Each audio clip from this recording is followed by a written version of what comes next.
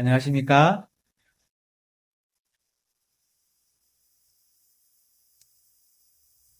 한 칸 뒤로 올라왔는데 왜 이렇게 멀어 보이죠? 제가 그동안에 쭉 밤에만 이곳을 왔는데 오늘 아침에 낮에 이 환한 빛을 통해서 이곳으로 도착하는 과정 속에서 빛이 우리한테 참 중요하구나 그런 생각을 했습니다. 제가 어두울 때 이곳으로 올 때는 아무것도 안 보였거든요. 근데 낮에 아침에 이렇게 보니까 너무 아름답고 또 공기도 깨끗하고 너무나 감사한 안식일인 것 같습니다. 아까 특창 말미에 성령님의 능력이 나의 힘 맞나요? 예, 그 가사가 사실 오늘 설교 주제 다입니다. 여러분들의 능력에, 여러분들의 힘에 하나님의 성령의 힘이 부어짐으로 우리 모두 하늘나라 가면 좋겠습니다. 제가 귀례교회에 와서 가장 좋았던 거는 아는 얼굴이 많아서 좋았습니다.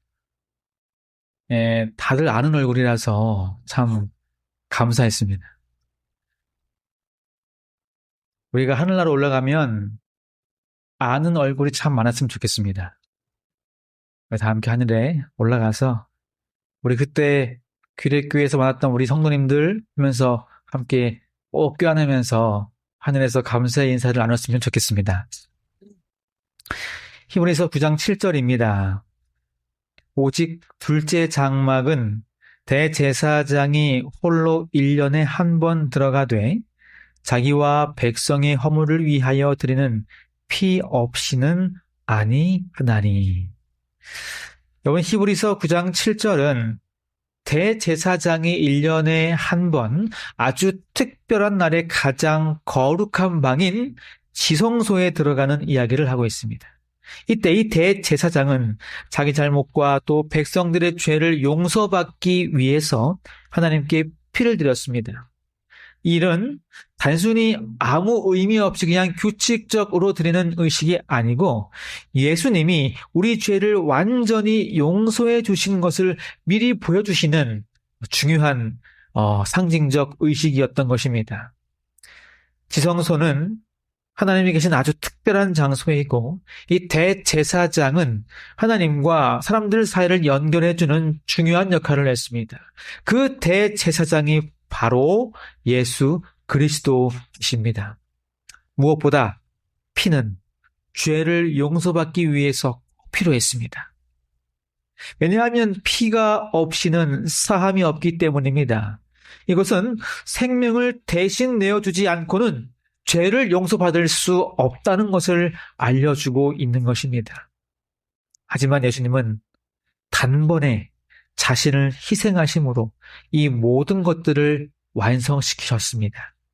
그래서 히브리서 9장 7절은 옛날의 그 제사 방식이 예수님을 통해서 어떻게 이루어져 있는지를 보여주고 우리에게 예수님 안에서 희망과 구원을 떠올리게 해주는 것입니다. 그러므로 우리는 예수님을 알되 자세히 알아야 할 필요가 있고 그분의 삶을 자세히 연구하여서 그분을 우리의 롤 모델로 삼아야 합니다. 구약 성경의 많은 예언들이 예수님의 초림과 그분의 사역에 대해서 예언을 하였습니다.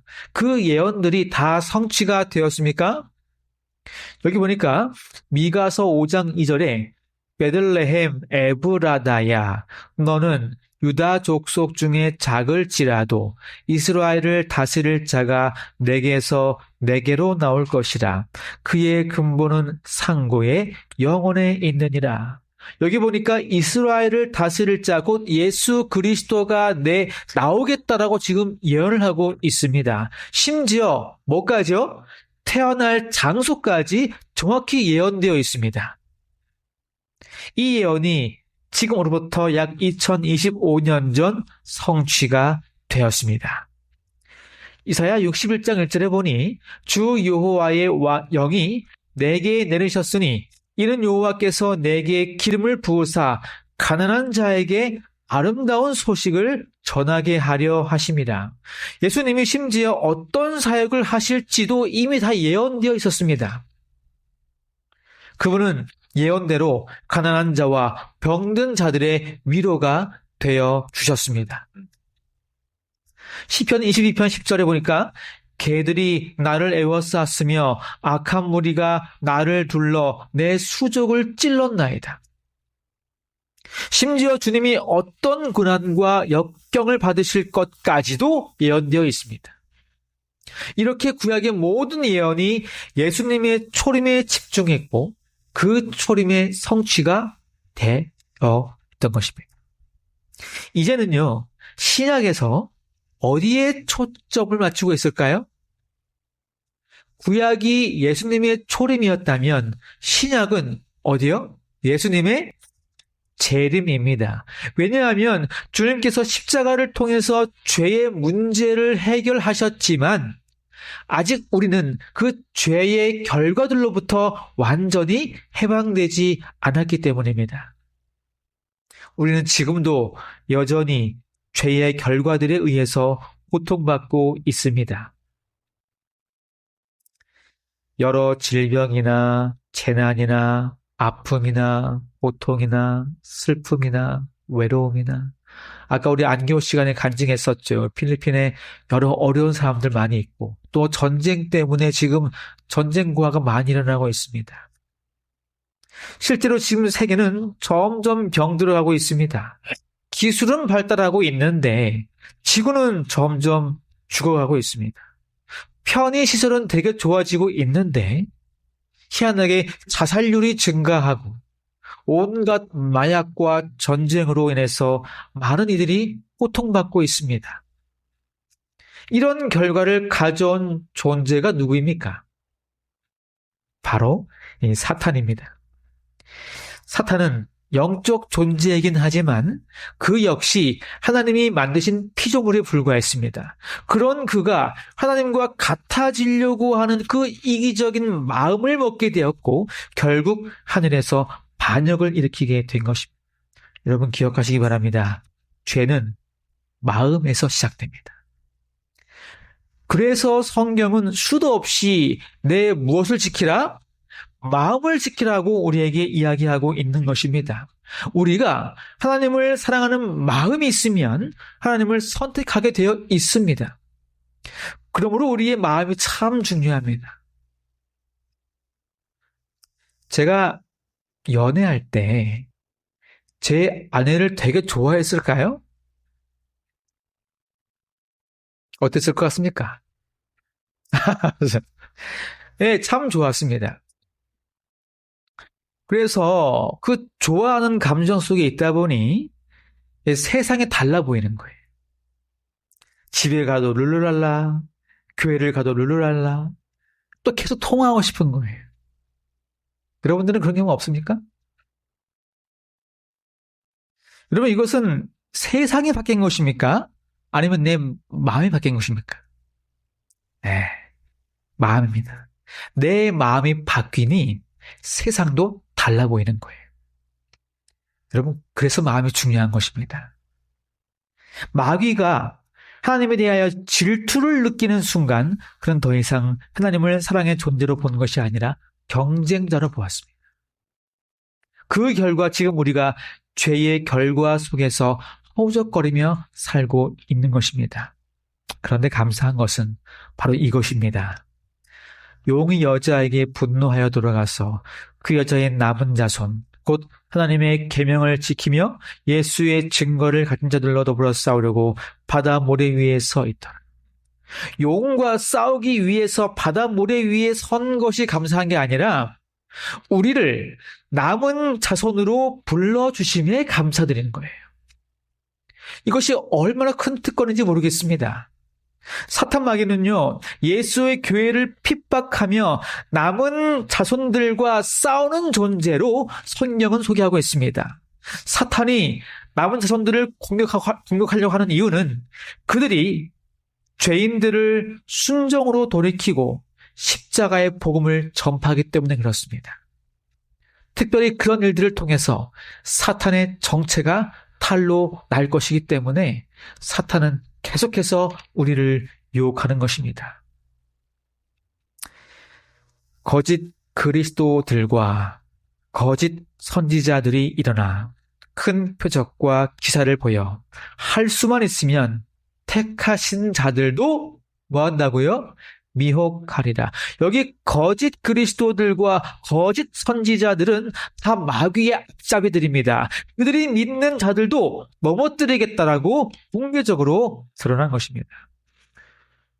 여러분, 이 공격에 맞설 준비를 하고 계십니까? 혹 하고 계시다면 어떻게 준비하고 계십니까?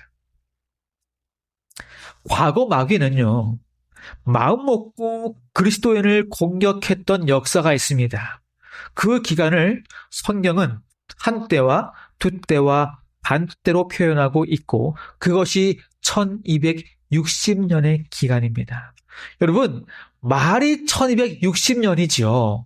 얼마나 긴 기간입니까?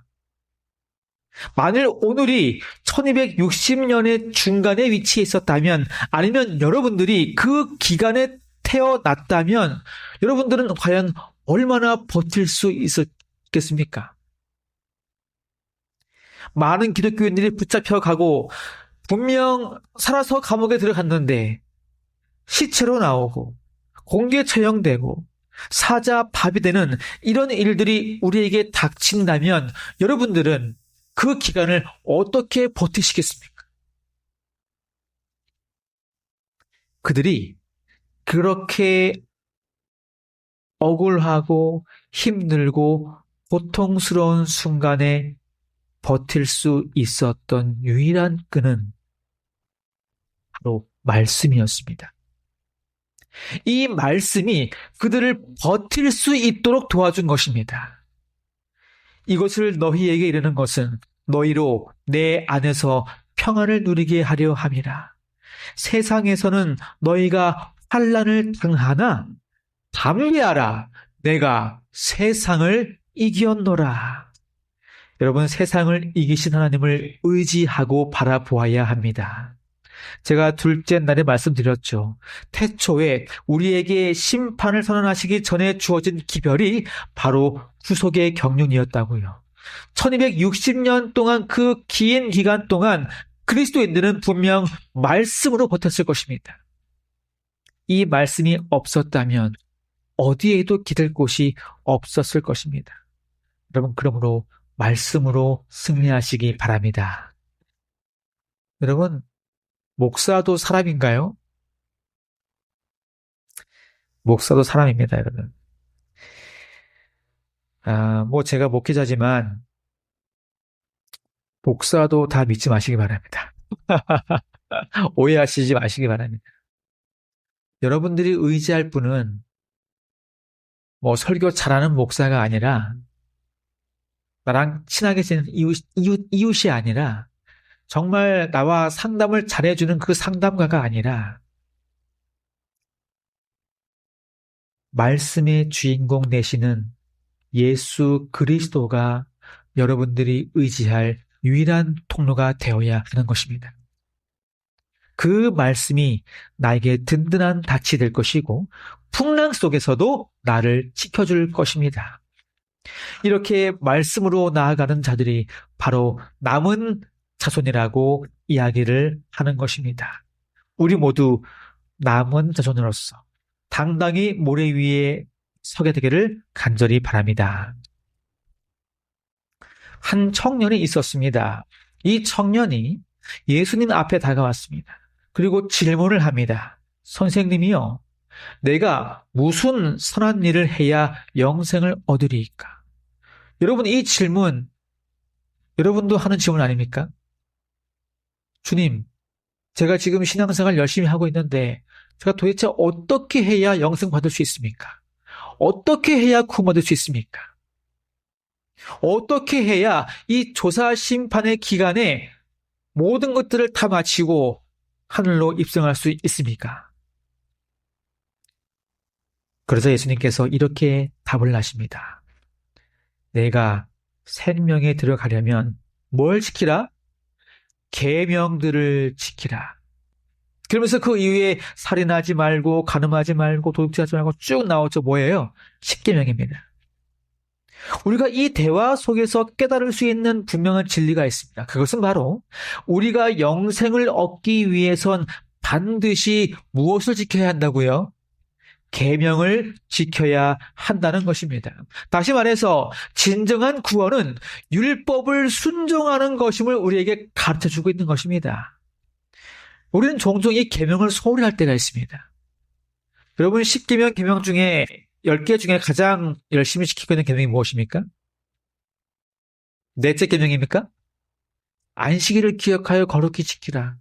우리 교인들이 안식일을 기억하여 거룩히 지키려고 하는 것처럼 보이긴 합니다.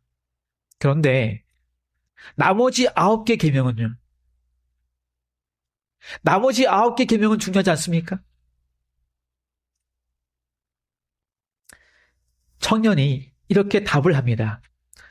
이 모든 것을 내가 지켰사온데 아직도 무엇이 부족하니까? 되게 당당하지요? 되게 거리낌이 없이 자신만만했습니다. 저 다 지켰습니다. 안식일도 지켰고 이웃도 사랑했고 도둑질도 안 했고 간음도 안 했고 이웃들에게 거짓 증거도 안 했습니다. 저 다 했습니다. 예수님이 한 가지 제안을 하시지요. 이렇습니다. 가서 내 소유를 팔아 가난한 자들에게 주라. 그리고 와서 나를 따르라. 그리하면 영생을 얻으리라. 주님은 분명히 이 청년에게 진리를 선포했습니다. 어떻게 하면 영생을 얻을 수 있는지를 분명히 밝혔습니다. 이 청년이 삶과 진리가 부딪히는 순간이에요. 어떻게 했을까요? 고개를 떨구고 근심하며 돌아갑니다. 성경은 이 청년의 뒷이야기를 더 이상 기록하고 있지 않습니다. 그렇게 원했던 영생 아닙니까, 여러분? 나름대로 열심히 신앙생활을 했고 스스로 자신 있게 만족할 만큼 열심히 신앙생활을 했습니다. 계명에 기록된 대로 다 순종하고 그렇게 지킨다고 자부하며 살았습니다. 그리고 그토록 원했던 영생이 바로 코앞까지 다가왔습니다. 그런데 결정적인 순간에 그는 재산을 포기하지 못하고 예수님께 등을 지고 돌아가게 되는 것입니다. 자기는 계명을 잘 지켰다고 하는 그 주장, 자기는 하나님과 이웃을 사랑했다는 그 주장이 거짓된 것으로 판명난 겁니다. 때로 우리가 이 청년과 같은 마음을 가질 수가 있습니다. 나름대로 열심히 신앙생활을 했어. 난 그래도 저 집사님보다는 내가 좀 더 나아. 안식일도 열심히 지켰어. 헌금도 열심히 냈어. 봉사활동 많이 했어. 그런데 이 청년을 보십시오. 그도 이렇게 살았습니다. 그런데 그가 지금까지 했던 그런 열심은 사실 스스로의 착각에 빠져 있었습니다.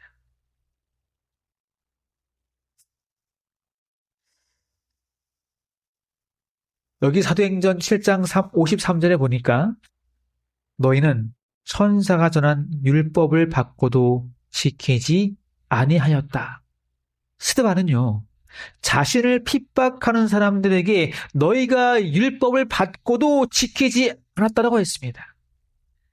그들이 누굽니까? 그들이 율법을 그렇게 잘 지킨다고 자부하는 종교 지도자들 아닙니까? 그런데 그들에게 너희는 율법을 지키지 않는다라고 말한 거예요. 요한복음 7장 19절에도 모세가 너희에게 율법을 주지 아니하였느냐? 너희 중에 율법을 지키는 자가 있다 없다? 있다 없다? 없도다. 주님 역시 율법을 지킨다고 자부하는 종교 지도자들에게 너희 지금 율법을 지키지 않고 있다라고 이야기하는 거예요.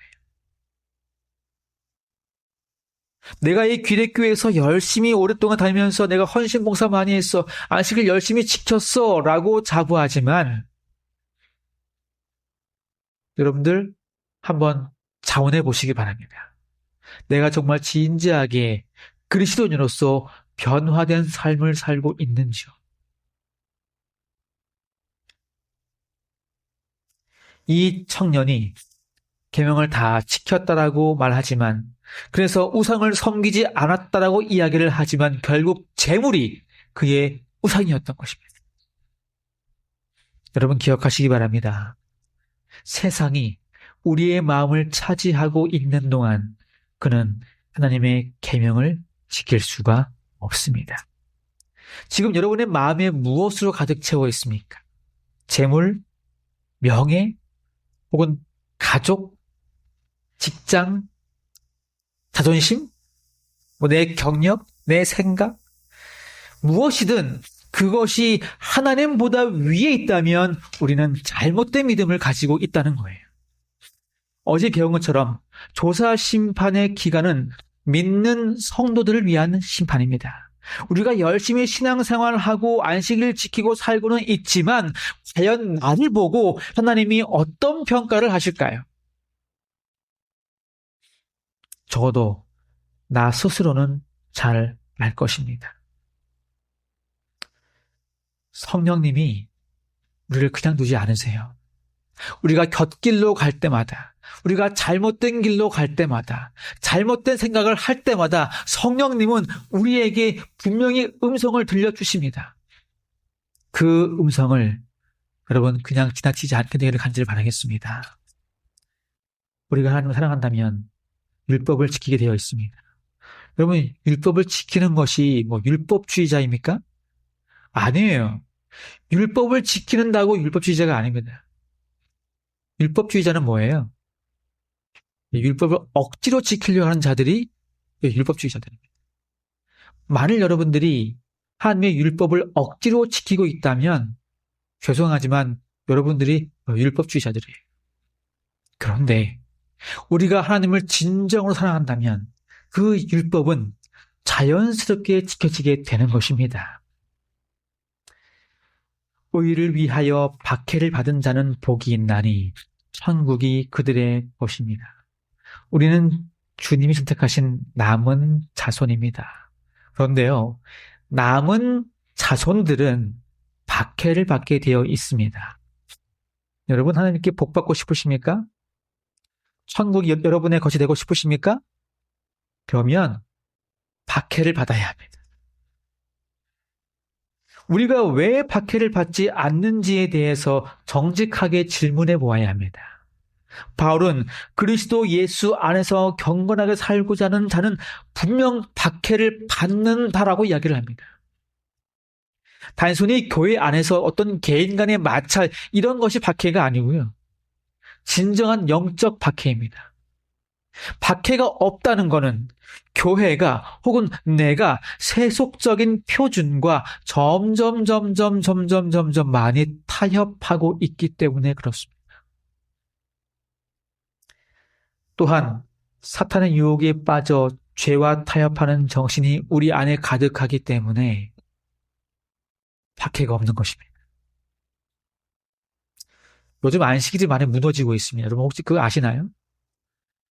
특별히 코로나를 기점으로 해서 안식일이 많이 무너지고 있습니다. 아직 내 삶에 박해가 없다면 아직 우리가 영적 투쟁을 시작하지 않은 것입니다. 우리는 분명없이 영적 투쟁을 해야 되는데 영적 투쟁을 하지 않고 있다는 건 뭐예요?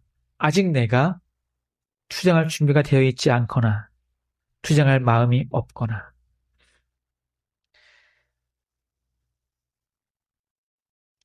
구원받을 사람의 특징이 있습니다. 자신의 죄를 면밀히 살피고 통회하고 자복하는 자들은 구원받을 것입니다. 그런데 멸망받을 자들의 특징이 있습니다. 남의 허물을 철저히 조사하고 불평하고 비난하는 자들은 구원이 아니라 멸망을 받게 될 것입니다. 이런 분에게는 희망이 없는 것입니다. 교회 안에서 다툼이 있을 수 있습니다. 여러분들의 환경과 생각과 여러 가지 것들이 다 다를 수가 있기 때문에 다툼이 있을 수는 있지만 끝까지 자기 고집을 굽히지 않고 남을 비난하는 자들은 죄의 결과를 그대로 갖게 될 것입니다. 여기 이런 말씀이 있습니다. 많은 사람들은 그들 자신의 영혼은 등한히 하고 있으면서 다른 사람들을 비평하고 정죄할 틈을 열렬하게 살핀다. 이 땅에 완벽한 사람이 어디 있겠습니까? 그렇죠? 다 부족하죠. 근데 그것을 흠으로 여기고 비판하고 정죄하고 업신여기는 것은 절대로 그리스도인들의 모습이 아님을 기억하시기 바랍니다. 나를 돌아보아야 합니다. 내가 더 겸손해져야 합니다. 그래야 이 조사 심판의 기간에 주님께로부터 착하고 충성된 종이라는 칭찬을 듣게 되는 것입니다. 1844년 윌리엄 밀러의 재림운동 기별이 있었지요. 당시 이 재림 기별은요, 순식간에 모든 크리스천들에게 전파되었습니다. 왜냐하면 엄청난 기별이었습니다. 이 기별이 무슨 기별입니까? 바로 종말론 기별이에요. 모든 것이 끝나는 기별이었습니다. 여러분, 그런데 혹시 한번 생각해보지 않았습니까? 왜 하나님께서 그 잘못된 기별을 그냥 묵인하고 있었을까? 너무나 엄청난 사건 아닙니까, 여러분? 우리가 현장에 있지 않아서 그렇지 당시 현장에 있던 분들은 모두 진심이었습니다. 그래서 집 팔고 땅 팔고 이제 곧 재림하시니까 농사 지을 필요가 없는 거예요. 생계를 다 포기하고 그저 재림을 기다리는 수많은 사람들에게 이 기별은 실로 엄청난 기별이었습니다. 그런데요, 하나님을 알고 있잖아요. 하나님은 이 기별이 잘못된 기별인지를 알고 있잖아요. 심지어 당시에는 사람들에게 계시를 통해서 영감의 기별을 전했던 화입 부인도 있었습니다. 그녀에게 조금의 귀뜸이라도 해줬으면 그 실망을 겪을 필요가 없지 않았을까요? 그 기별이 잘못된 것이니 당장 중단하라고 말씀하지 않았을까요? 하나님께서. 왜 하나님은 이때 침묵을 했을까요? 초기문집 235쪽입니다. 정한 때가 지나가자 그러한 사람들은 뚜렷이 구별되어 드러났다. 그것이 하나님께서 예정하신 바이었다. 여러분 보세요. 예정하신 바. 이거 무슨 뜻이에요? 하나님의 뜻이 있었습니다. 나는 하나님께서 그의 백성들을 시험하여 시련의 때에 물러서고 돌아서는 자들을 골라내시는 것이 그분의 지혜임을 보았다. 여러분, 하나님은요, 일부러 묵인하였습니다. 왜냐하면 이 일로 많은 가라지가 빠져나갈 것이기 때문에 그렇습니다. 여러분, 이 재림운동으로요, 세 부류의 사람들이 등장했습니다. 첫 번째, 준비된 그리스도인들이었습니다. 재림을 진심으로 기다리며 자신의 죄를 깊이 회개하고 또한 가족들의 구원을 위해서 열렬히 기도하는 준비된 그리스도인들이었습니다. 그 결과 이 영혼을 정결케 하는 사업은 사람들의 애정을 세속적인 사물에서 돌이켜 그들로 하여금 일찍이 없었던 헌신을 하게 했다. 여러분, 그러므로 이 일은 참된 그리스도인과 거짓된 그리스도인들을 자연스럽게 구별되게 해준 가장 큰 동기가 되었던 것입니다. 두 번째 케이스는요, 두려움으로 회개한 사람들이었습니다. 재림을 사모하지 않았습니다. 하나님을 믿지는 않았습니다. 단지 그 분위기, 종말이 온다고 하니까 무섭고 두렵고 떨리기 때문에 그 분위기에 어쩔 수 없이 그들과 함께한 부류가 있었습니다.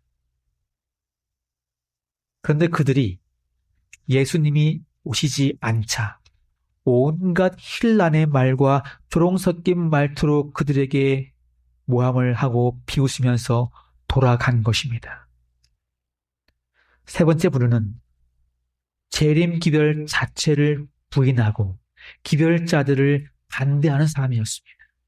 그들은 그런 게 어디 있냐면서 처음부터 그 기별 자체를 무시했습니다. 그래서 처음부터 재림을 준비하는 많은 사람들을 비웃고 그들을 무시하고 때론 무관심하게 보았던 것입니다. 이 세 부류가 생겨나게 된 것입니다. 그런데 이 일로 어떤 일이 일어났습니까? 말씀을 더 깊이 연구하는 무리가 생기게 된 것입니다. 왜 오시지 않았을까? 왜 주님이 우리를 이 길로 인도했을까? 깊이 기도하며 연구했더니 지금 우리가 알고 믿고 있는 조사 심판의 기별이 이때 밝혀지게 된 것입니다. 이때 각 교파들이 대표자들이 모여서 심도 있게 연구를 했습니다. 그때부터 각 교파, 장로교회, 감리교회, 침례교회 다수의 교파들이 모여서 성서적 교리들을 하나로 모을 수가 있었습니다. 그리고 2300주야의 끝이 재림의 날이 아니라 예수님께서 하늘에 있는 실지 않은 지성소로 들어가서 우리를 위해 중보하시는 그 조사 심판의 시작임을 새롭게 알게 된 것입니다. 이 무리가 함께 모여서 연구하는 과정 속에서 성경적인 것이 있으면 채택을 했고 그렇지 않으면 버렸습니다. 그렇게 해서 각 교회의 성경적인 교리들을 함께 모을 수가 있었습니다. 여러분, 예를 들면 한 교회와 한 교파와 한 교파가 만나서 함께 서로 상의하고 토론해가지고 성경적인 결론을 낼 확률이 얼마나 클까요? 지금 재림교회와 장로교회가 모여서 이렇게 토론하면 끝이 날까요? 안 날까요? 안 납니다. 안 나요. 여러분, 그런데 신기한 건 이 기별을 통해서, 이 대실망을 통해서 많은 교파의 성경적 기별이 한 곳으로 모이게 되었고 그 한 곳으로 모인 그 기별을 사람들이 묵상하며 기도하며 하나의 교리로 만들었고 그 교리로 시작된 교회가 바로 제7일 안식일 예수 재림교회인 것입니다. 대실망이 없었다면 이 일이 불가능했습니다. 하나님께서 묵인을 한 이유가 있었습니다. 당시에는 엄청난 아픔과 엄청난 실망과 엄청난 고통이 있었겠죠. 견딜 수가 없었겠죠. 지나고 보니 예수님이 침묵하신 이유가 있었습니다. 예수님의 계획은 우리 제7일 안식일 예수 재림교회 남은 자손들을 불러 일으키기 위해서 당시에 침묵을 하신 거였습니다. 그러므로 우리가 자부심을 가지고 여러분 끝까지 전진하시기를 간절히 바라겠습니다. 조사심판은요, 영원한 복음을 선포하고 그리스도와의 관계를 살피도록 촉구했습니다. 이 말은 변하지 않는 영원한 복음을 멈추지 말고 계속해서 전해야 하며 그리스도를 중심으로 우리의 믿음과 삶의 관계를 돌아보도록 초청하는 것을 의미합니다. 이런 말씀이 있습니다. 가난한 자를 구제하고 고통당하고 압제받는 자를 동정하고 고아를 돌보아 줄 때 그대는 예수와 더 친밀한 관계에 들어간다. 성경책만 열심히 본다고 물론 또 좋죠. 그런데 말씀을 보는 것만큼 우리가 계명에 순종하고 말씀대로 살아야 하지 않겠습니까, 여러분? 올 한 해 이런 삶을 통하여서 주님과 더욱더 친밀한 관계 속으로 들어가시기를 간절히 바랍니다. 조사심판은 하나님과 우주가 인간 존재를 진지하게 다루고 있음을 증거합니다. 여러분, 우리 지구를 온 인류가 모든 하늘 거민이 지켜보고 있습니다. 죄가 얼마나 무서운지, 그리고 그 중에서 승리하는 사람이 누구인지를 천천만만 천사와 함께 하늘에서 지켜보고 있습니다. 내가 물 가운데로 지날 때에 내가 너와 함께 할 것이라.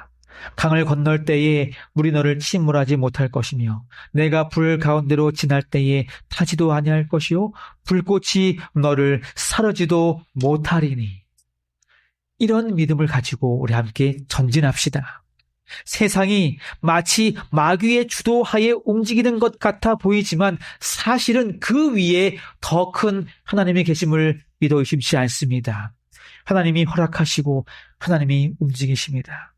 그러므로 가장 큰 존재인 하나님을 우리가 의지하며 살았으면 좋겠습니다. 조사 심판은요, 인간의 결정과 행동이 우주적인 영향을 끼치고 있음을 나타내고 있습니다. 저희가 알고 있는 이 죄에 빠진 인류는 아마 이 지구가 유일합니다. 온 인류가 그러니 우리를 주목할 수밖에 없습니다. 과연 죄가 얼마나 무서운지. 그래서 우리의 그 작은 행동 하나, 작은 말 하나가 선에 속한 것인지 악에 속한 것인지를 판단하게 되는 것입니다. 각 시대의 대쟁투 670쪽입니다. 대쟁투를 통하여 하나님께서 취하신 처사가 오로지 당신의 백성들의 영원한 행복과 그분께서 창조하신 모든 세계의 유익을 위하여 하신 이름이 드러난다. 온 인류의 집중이 이목되는 이 시점에 우리가 선을 택함으로 승리하는 우리 모두가 되기를 바랍니다. 조사심판은요, 악이 영원하지 않음을 증언합니다. 악은 한시적이고 하나님께서 결국 모든 악을 제거하실 것임을 의미하는 것입니다. 십자가는 사랑의 결정체이기도 하지만 동시에 공의의 결정체입니다. 그래서 우리가 율법을 잘 지켜야 하는 것입니다. 우리가 하나님을 진정으로 사랑한다면 이 모든 것이 자연스럽게 지켜질 것임을 여러분 믿으시기 바랍니다. 주님이 우리를 위해서 죽으심으로 모든 인류의 끊겼던 다리를 다시 연결시켜 주었습니다. 우리는 그 다리를 이제 어떻게 해요? 지나가기만 하면 되는 것입니다. 근데 그 다리를 지나갈 때에 그 다리 옆에 우리가 떨어지지 말라고 난간을 세웠습니다. 그 난간이 율법이에요. 율법은 우리를 옥죄고 우리를 이렇게 제한하기 위해 만들어 놓은 것입니까? 아니에요. 우리를 해방시키기 위해서, 우리를 자유롭게 하기 위해서, 우리를 안전하게 지켜주기 위해서 난간을 만들어 놓은 것입니다. 그 난간을 꼭 붙잡고 함께 하늘에 갔으면 좋겠습니다. 율법은 우리를 자유케 하기 위한 것임을 기억하시기 바랍니다. 이 조사 심판의 기간에 이제 남은 것은 뭐라고요? 진실된 회개와 참된 신앙의 목적을 달성하기 위해서 변화된 삶을 사는 것이 우리 모두의 공통된 목적이 되어야 합니다. 아무쪼록 우리 모두 구원의 잔치에 참여할 수 있도록 사랑하는 기독교의 모든 성도가 되기를 간절히 바라면서 말씀을 마치겠습니다.